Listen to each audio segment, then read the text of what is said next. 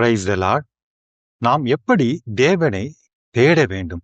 நாம் அனுதினம் ஜெபிக்கிறவர்களாக இருக்கலாம், வேதத்தை தியானிக்கிறவர்களாக இருக்கலாம். நமக்கு சில நேரங்கள்ல ஒரு ஆவிக்குரிய சோர்வு வரலாம். ஐயோ, நான் அனுதினமும் விண்ணப்பம் பண்றேன், வேதத்தை தியானிக்கிறேன், வாசிக்கிறேன், இன்னும் தேவனோடு முகமுகமாக பேசுகிற ஒரு வாய்ப்பு கிடைக்கலையே. வேதத்துல எத்தனையோ நபர்களோடு தேவன் முகமுகமாக பேசினாரே, என்னோடு எப்போ பேச மாட்டார் என்று மெசேஜை கேட்டுக்கொண்டிருக்கிற சகோதரியே, நாம் தேவனை எப்படி தேடும் பொழுது அவர் நமக்கு எப்படி முகமுகமாக நம்மளுக்கு நம்முடைய ஏக்கத்தை, நம்முடைய எண்ணங்கள், நம் மனதில் என்ன நினைக்கிறோமோ அதை நிறைவேற்றுவார் என்பதை நம் வேதத்தின் அடிப்படையில் தியானிக்கலாம். வேதத்துல மத்தேயு 13ஆம் அதிகாரம் 4ஆம் 5ஆம் வசனத்துல எப்படி இருக்குன்னா, நாம் தேவனை குழந்தைகளைப் போல தேட வேண்டும். ஏன்னா என்ன சொல்லியிருப்பாருன்னா, ஆண்டவர், நீங்கள் மனம் திரும்பி பிள்ளைகளைப் போல ஆகாவிட்டால் பரலோக ராஜ்யத்தில் பிரவேசிக்க மாட்டீர்கள். அதாவது இந்த பிள்ளை, சிறு பிள்ளைய போல் நம்மளை தாழ்த்தணும் தேவனுக்கு முன்னாடி. சிறு பிள்ளை எப்படி இருக்கும்? கள்ளம் கபடற்ற ஒரு மனதில் இருக்கும். அதாவது நம்முடைய கேரக்டர் எப்படி இருக்குன்னா, சிறு குழந்தைய போல மாசு மறுவற்ற ஒரு பாவம் மற்ற ஒரு வாழ்க்கை, ஒரு கேரக்டர் இருந்து நம்ம ஒரு குழந்தை எப்படி தன் தாய் தகப்பனை தேடும், அதே போல நாம் நம்முடைய தேவனை தேடும் பொழுது நிச்சயமாக நம்முடைய எண்ணங்கள், நம்முடைய விண்ணப்பங்களை தேவன் கண்டிப்பாக நிறைவேற்றுவார். இது லூக்கா 19ஆம் அதிகாரத்தில் சொல்லப்பட்டுள்ள சகேயு என்பவருடைய வாழ்க்கையில் இருந்து நாம் தெரிந்து கொள்ளலாம். இந்த சகேயு பாத்தீங்கன்னா, ஆயக்காரருக்கு தலைவர். அது இப்போ கரண்ட் சிச்சுவேஷன்ல சொன்னா, இவர் மிகப்பெரிய டாக்ஸ் இன்ஸ்பெக்டர், கலெக்டர். அதாவது நம்ம சொன்ன தமிழ்நாட்டுக்கே ஒரு தலைவரப்பா, டாக்ஸ் இன்கம் டாக்ஸ் டிபார்ட்மெண்ட்டுக்கே இவர் யாரு? இவர் தான் தலைவர். அது மட்டும் இல்ல, இவர் மிகப்பெரிய பணக்காரர். அப்படிப்பட்ட ஒரு மனிதன் தேவனை எப்படி தேடினான் என்பதுதான் லூக்கா 19ஆம் அதிகாரத்தில் சொல்லப்பட்டு இருக்கிறது. சகேயு என்கிற பெயருக்கு என்ன அர்த்தம் தெரியுமா? இது ஆங்கிலத்திலே ஜகேயஸ், இதுக்கு எபிரேய பாஷையில ஜாக்கர். அதாவது இந்த சகேயு என்கிற பெயருக்கு அர்த்தம் என்னன்னா, பிரைட், கிளீன், பியூர், இன்னசென்ட். அதாவது பார்த்தோம்னா, இவருடைய பெயருக்கும் அவருடைய பார்க்கிற வேலைக்கும் எந்த சம்பந்தமும் இல்லை. அவர் பெயர் படி பார்த்தீங்கன்னா, அவர் ரொம்ப பரிசுத்தமான, பிரைட்டா இருக்கணும், இன்னோசென்டா இருக்கணும். ஆனா அவர் என்ன பண்றாரு? ஒரு அன்கிளீன் ஒர்க் பண்றாரு. அதாவது சமுதாயத்தால் வெறுக்கப்பட்ட ஒரு நபராக வாழ்ந்து வருகிறார். அந்த தொழிலினை அவர் செய்து வருகிறார். அவரு ரோம அரசாங்கத்துல என்ன பண்ணியிருக்கிறாருன்னா, ஒரு சீஃப் டாக்ஸ் கலெக்டரா அநியாயமா வசூலித்து மக்களிடத்திலிருந்து வரியை வசூலித்து கொண்டிருந்த ஒரு நபர். அப்படிப்பட்ட நபரை யூதர்கள் எல்லாம் வெறுத்தார்கள். ஆனா இந்த மனிதனுடைய வாழ்க்கை பாருங்க, அவருடைய பணம், பதவி, அந்தஸ்து, இதெல்லாம் தேவனை தேடுகிறதுக்கு அவருக்கு தடையாக இல்லை. அவருடைய இருதயத்தின் வாஞ்சல பாருங்க, வெளிப்புறமாக எல்லா மக்களாலும் ஒரு வெறுக்கப்பட்ட நிலையில் இருந்த அந்த சகேயுக்கு உள்ளத்துல ஒரு வாஞ்சை இருந்தது. நான் எப்படியாவது இயேசுவை பார்த்துடணுங்க. நம்ம சூழ்நிலை என்ன மாதிரியாலும் இருக்கலாம். நம்ம இப்பதான் புதிதாக ரட்சிக்கப்பட்டிருக்கலாம், அல்லது இன்னும் தேவனோடு அதிகமாக நேரம் செலவிட வாஞ்சிக்கலாம். ஆனா சூழ்நிலை எப்படி பண்ண தெரியுமா? நம்ம பழைய வாழ்க்கையை நினைவுபடுத்தி என்ன பண்ண தெரியுமா? நீ இப்படிப்பட்டவன் தானே, உன் வாழ்க்கை எனக்கு தெரியாதா? அப்போ நம்ம வாழ்க்கையில எத்தனை பேர் சொல்றாங்க. ஆனா இந்த சகேயை பாருங்க, இதை பற்றி அவனுக்கு கவலையே இல்லை. இயேசு வருகிறானா, எவ்வளவு பெரிய கூட்டம் இருந்திருக்குன்னு நினைச்சு பாருங்க. ஆனா இவனுக்கு ஒரு வாஞ்சை, இவனுக்கு ஒரு இருதயத்துல ஒரு இயற்கை இருந்தது.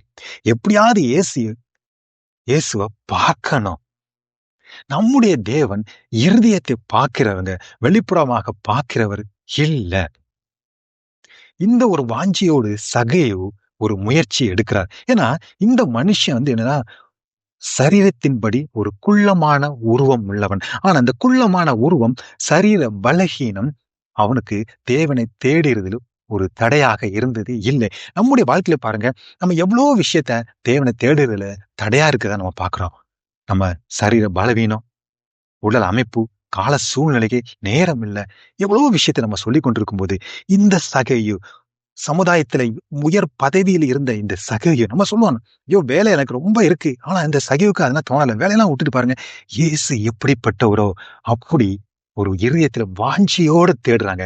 முதலாவதாக நாம் தேவனை தேடணும் அப்படின்னா நம்ம எப்படி தேடணும்? இருதயத்துல ஒரு வாஞ்சை இருக்கணுங்க. எப்படியாவது இயேசுவை பார்த்திரணும் ஒரு வாஞ்சை இந்த சகோய்க்கு இருந்த மாதிரி நமக்கு இருக்காங்க. யோசிச்சு பார்ப்போம். அவ்வளவு ஒரு பாவியாகிய வாழ்க்கை நடத்தின ஒரு சகையுக்கு அப்படி ஒரு வாஞ்சி இருக்குன்னா, கிறிஸ்துவை அறிந்து ரட்சிப்பை பெற்றுக்கொண்டு சுவிசேஷத்தை நற்செய்தியை பெற்றுக்கொண்டு நம்மளுக்கு அப்படி எப்படிப்பட்ட ஒரு வாஞ்சி இருக்க வேண்டும்? நாம் மாறுவோம். இரண்டாவதாக அந்த சகேயோட பிஹேவியர் ஒரு குழந்தை மாதிரி பண்றாரு. பதவி அரசாங்கத்துல மிகப்பெரிய பதவியில இருந்த சகேயோ பாருங்க எப்படி போறாரு. ஏசு வர்றதுக்கு முன்னாடி ஓடுறாரு. நார்மலா யார் இப்படி ஓடும்? குழந்தை ஓடும். குழந்தை மாதிரி ஓடி மரத்துல ஏறுதாருங்க. சுத்தி இருந்தவங்களுக்கு எல்லாம் ஒரு விளையாட்டாக ஒரு கேலியாக இருந்திருக்கும் சகையு பண்ணுகிறத பார்க்கும் பொழுது. ஆனா அந்த சகையுக்கு தெரியும், இயேசுவுக்கு தெரியும். அவன் 2 பேருக்கும் தெரியும். இயேசுவுக்கு தெரியும் இந்த சகேயு ஒரு குழந்தைய போல என்னை தேடிக்கொண்டு வருகிறான். அவனுடைய இருதயத்தின் வாஞ்சியை அறிகிறார். வெளிப்புறமாக பார்க்கும் பொழுது சகேயுடைய நடவடிக்கைகள் ஒரு குழந்தைத்தனமாக தோணலாம். ஆனா சூழ்நிலைகள் அவனை தடுக்கல. அடுத்தவங்க கேலி பண்ணும் பொழுது அது தடுக்கல. அதே போலதான் நம் தேவனை அதிகமாக வாஞ்சியோடு ஒரு குழந்தைய போல தேடும் பொழுது சுற்றி இருக்கிறவங்க நம்மளை கிண்டல் பண்ணலாம். பண்ணிட்டு போட்டும், கவலை வேண்டாம். இந்த சகையை எப்படி தேடினானா, எப்படி ஓடி போய் காட்டு அத்திமரத்தை ஏறி நின்னானோ அதே போல நம்மளும் தேவனை நோக்கி ஓடலாம். ஒரு வாஞ்சியோடு ஏக்கத்தோடு ஓடுகிற ஒரு குணநலம் நம்மளுக்கு இருக்க வேண்டும். அப்படி நம்ம பண்ணும் பொழுது பாருங்க, இயேசு பேர் சொல்லி அழைத்தார். நீங்க பாருங்க, அந்த இடத்துக்கு வந்த பொழுது இயேசுவால அந்த இடத்தை கிராஸ் பண்ண முடியல. ஏன்னா அவர் சகையோட வாஞ்சியை அறிந்திருக்கிறார். எப்படி கூப்பிடுறார்? சகையுவே, நீ சீக்கிரம் இறங்கி வா. பெயர் சொல்லி அழைக்கிறார். நீங்க வேதத்துல பாத்தீங்கன்னா எல்லாரையும் ஆண்டவர் பெயர் சொல்லி அழைக்கிறது இல்லை. ஒரு சில நபர்களை மட்டும் அந்த பாக்கியத்தை பெற்றது இந்த சகையு. நம்ம நினைச்சு பார்க்கலாம். நம்ம உலக பிரகாரம் வாழ்க்கையிலும் பாருங்க, இந்த நாட்டினுடைய பிரதம மந்திரி வருகிற மிகப்பெரிய கூட்டம், லட்சக்கணக்கான மக்கள் இருக்கிற இடத்துல நம்மளும் போய் பார்ட்டிசிபேட் பண்ணும்போது அந்த பிரதம மந்திரி நம்முடைய பெயரை சொல்லி அழைத்தால் நம்மளுக்கு எப்படி இருக்கும்? இந்த சகைவு சர்வ வல்லமை பொருந்திய ஆண்டவர் பெயர் சொல்லி அழைத்துற, சீக்கிரமா நான் இன்னைக்கு உன் வீட்டுல தங்க வேண்டும். எவ்வளவு ஒரு பாக்கியம் பாருங்க. ஒரு அற்பமான வேலை செய்த சகையு, அற்பமாக எண்ணப்பட்ட சகையு. ஆனா அவனுக்கு உள்ளத்துல ஒரு வாஞ்சி இருந்தது. நம்மளுக்கு இருக்க அதே போல வாஞ்சி. எத்தனை வருடமா நம்ம தேவனை தேடுறோம். உள்ளத்துல ஒரு குழந்தைய போல தேடுறோமா? நம்ம இனிஷியல் ஸ்டேஜ்ல ஒரு குழந்தை போலதான் ரட்சிப்பை பெற்றுக்கொண்ட பொழுது ஒரு குழந்தைய போல தேடி இருப்போம். ஆனா அந்த ஏக்கம் எங்க? அந்த ஆவல் எங்க? இன்னைக்கு நினைச்சு பார்ப்போம். நம்முடைய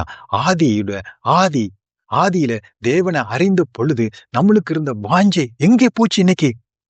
அப்படி நாம் தேவனை நோக்கி தேடும் பொழுது சகேயு இனிஷியேட் தான் பண்ணாரு. ஆனா மீதி எல்லாவற்றையும் யார் பார்த்து கொண்டார்?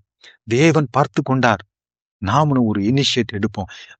நாம பழையபடி உறவை புதுப்பிப்போம். எப்படி? தேவனை சகேயு வாஞ்சியோடு குழந்தையோடு முழு இருதயத்தோடு தேடும் பொழுது அந்த வீட்டுக்கு ரட்சிப்பு வந்தது. தேவன் சொல்றார், நான் உன் வீட்டில் தங்க வேண்டும். இதுதான் தேவன் நம்மளோடு கேட்கிற கேள்வி. இதைத்தான் தேவன் நம்முடைய வாழ்க்கையிலும் விரும்புகிறார். நம்மளோடு தங்க விரும்புகிறார். நாம முடிவெடுப்போம். நாம இன்னைக்கு ஒப்பு கொடுப்போம் தேவனிடத்தில். இன்னும் அதிகமாக தேடுவோம். வாஞ்சியோடு ஏக்கத்தோடு ஒரு குழந்தைத்தனமாக தேவனை தேடுவோம். ஆமென்.